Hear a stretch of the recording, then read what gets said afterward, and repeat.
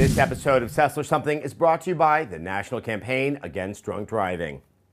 Hello, everyone. I am here in San Francisco, not in Germany. I know a lot of stuff is happening out in Germany. Just so you know, we are taping this on a Monday. There is every expectation that we'll hear announcements from EA, from Sony, from Microsoft in the course of this week. We're going to try to do some videos based upon the significance of what is announced in reaction and analysis of it. But as of now, nothing has been announced, so don't hold it against me if you wonder why I'm not discussing that the Xbox One now costs 5 cents and the PlayStation 4 comes with a laser rifle that you can use to shoot things with.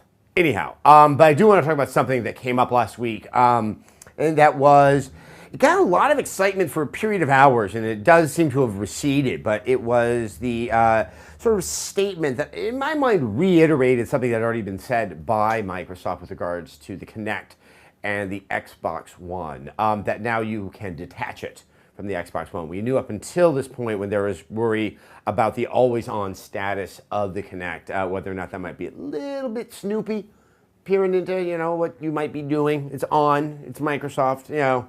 These things have always surrounded this company for time eternal. Now you can detach it, but they had originally stated that you could just turn it off from inside of the dashboard, but the box will work fine without it. A lot of people kind of saw this as a retreat. I saw it as a further clarification of previous statements, but more to my point, the Kinect clearly is not something a lot of people like. I could just see that in comments and just, you know, stuff that was even in the press, that this idea of it being forced upon people, that, you know, the additional cost that is probably being carried by the Kinect's inclusion into the Xbox One. And I have to agree, I have yet, in this current generation that's about to be ending up, ever been that excited about motion gaming, period. There are two games that I really like that were motion gaming: Wii Sports and the Boom Block series. I've played other games with motion, but I never felt it enhanced the game to the point that it felt essential. At other times, it felt sort of tacked on. And, you know, what we really saw, and even on the Wii, and this is strange because it was a motion gaming console from the get-go, you start to see these two types of games: games with motion and games without. I think this was more pronounced with both Sony and Microsoft because their products were sold aftermarket, and, you know, you just couldn't have the same traction rate with the number of consoles that were in people's homes. So a developer had to kind of say, like, okay, I'm going to make a game for the people who own Move and Kinect, or I'm going to make a game for everybody else. You know, yeah, you could yell out commands in Mass Effect 3, but that really didn't enhance anything other than the perception that I'm completely crazy.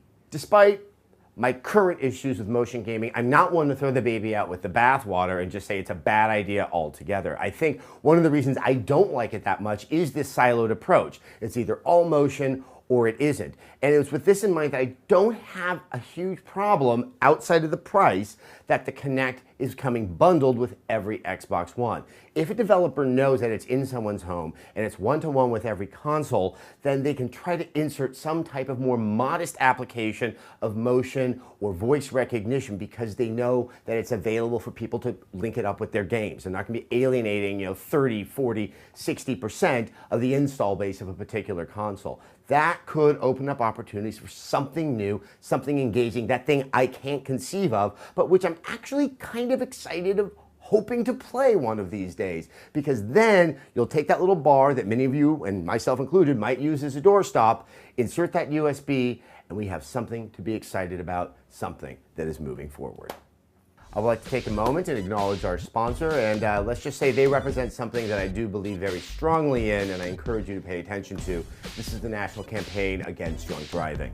In an effort to save more lives on America's roadways, law enforcement agencies across the country will join forces August 14th to September 2nd, 2013 to crack down on impaired drivers during the Drive Sober or Get Pulled Over campaign. Bear in mind, Labor Day is coming up, and Labor Day weekend of 2010 saw 147 people that were killed in crashes involving drivers or motorcycle riders with a blood alcohol level of 0.08 or higher. Hey guys, if you've been drinking, just find a taxi, or you know what, just stay put where you are. Law enforcement isn't just me cracking down now, it's me happening for the rest of the year. And this is something that involves jail time if you're caught. Really, there will be no warning and there will be no excuses. I'm not going to do questions this week, so there's another thing that I really wanted to talk about. I had a wonderful week of gaming last week. It was just awesome. I played Papers, Please, I played Brothers: A Tale of Two Sons, and I played Gone Home. I do not know the last time I had a trifecta of 3 games that absolutely blew my brains out of the back of my head. All of them are smaller, all of them are indie, and all of them did something I had only imagined was possible in game design. I don't want to go into too many specifics with Brothers and Gone Home because they have such a rich narrative, and to talk about what I love about them so much could end up spoiling what is a fabulous experience for anybody out there.